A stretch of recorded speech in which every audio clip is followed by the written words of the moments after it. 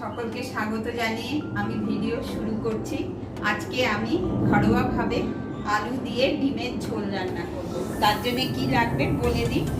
ডিমটা আমি সিদ্ধ করে নুন হলুদ মাখিয়ে রেখেছি, আলু কেটে নিয়েছি, ফোড়নির জন্য তেজপাতা আর জিরা, আর এখানে আছে পেঁয়াজ, আদা, রসুন, টমেটো, কাঁচা লঙ্কা।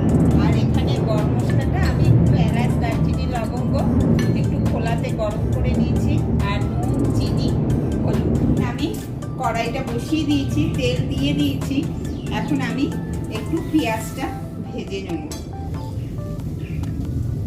পেঁয়াজ, আদা, রসুন এটা একটু আমি খোলাতে নেড়ে চেড়ে তারপর আমি এটা মিক্সারে পিষে নেব। টমেটোটাও দিয়ে দেব।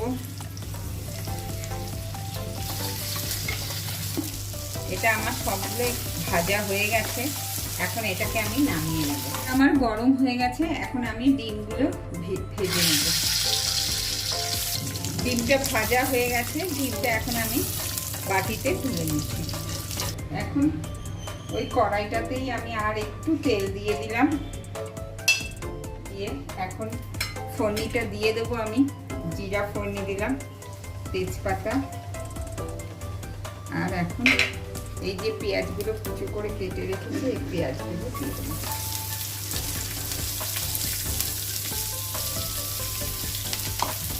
পেঁয়াজগুলো দিয়ে এখন আমি এটা একটু লাল লাল করে কালার চেঞ্জ হওয়া হচ্ছে আমি ভেজে দেবো। একটু ভাজা হয়ে গেছে, এখন আমি এই যে আলুটা রেখেছি এই আলুটাও দিয়ে দেবো। এটা আমি ভাজা করে নেব। এখন এটা ঠান্ডা হয়ে গেছে, পেঁয়াজ, আদা, রসুন, টমেটো, কাঁচা লঙ্কা, এখন আমি এটা মিক্সারে ঘুরিয়ে নেব। এর মধ্যে আমি একটু লঙ্কা পাউডারটাও দিয়ে দিই, জিরা পাউডার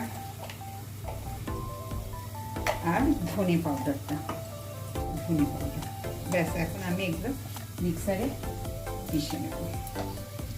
আমার আলুর সাথে পেঁয়াজ আলু সব একসাথে ভাজা হয়ে গেল। এখন আমি এই মশলাটা যে মিক্সারে পিষলাম এটা এখন দিয়ে দেব। পেঁয়াজ, আদা, রসুন সব, জিরা, ধনে সব দিয়ে এখন আমি কিছুক্ষণ কষিয়ে তারপরে সাথে এখন ভালো করে কষানো হয়ে গেছে।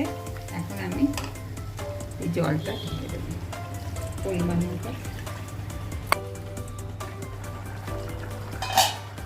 10 মিনিট ধরে আমার এটা ফুটেছে।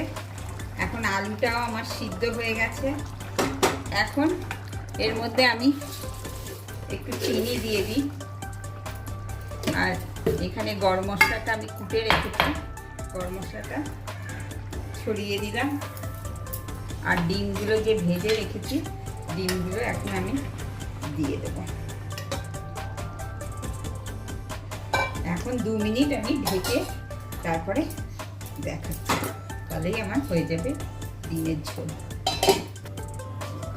আমার ডিমের ঝোল রেডি হয়ে গেছে, এখন আমি ঢেলে নেব। এইভাবে রেডি হয়ে গেল আমার ঘরোয়াভাবে ডিমের ঝোল। আপনারা এইভাবে ঘরে বানিয়ে খাবেন। আর ভিডিওটা ভালো লেগে থাকলে প্লিজ আপনারা লাইক, শেয়ার, কমেন্ট, সাবস্ক্রাইব করবেন, আমার পাশে থাকবেন।